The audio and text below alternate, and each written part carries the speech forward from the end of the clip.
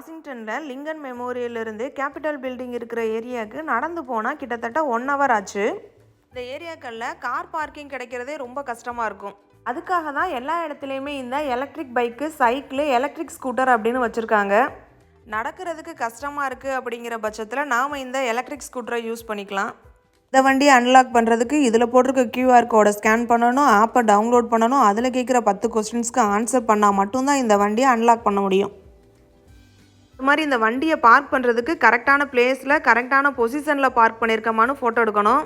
முடிஞ்சதுக்கப்புறம் எப்போ வண்டியை எடுத்தோமோ அப்போ இருந்து பார்க் பண்ண வரைக்கும் உண்டான காசை ஆட்டோமேட்டிக்காக கார்டில் எடுத்துக்கிறோம். மாதிரியான எலக்ட்ரிக் ஸ்கூட்டரை இப்போல்லாம் பர்சனல் யூஸுக்கும் வாங்கி வச்சுக்கிறாங்க. இந்த ஸ்கூட்டர் இந்தியாவிலையும் கிடைக்கிது. கிட்டத்தட்ட இதோட ரேட்டு 35,000 ரூபா இருக்குது.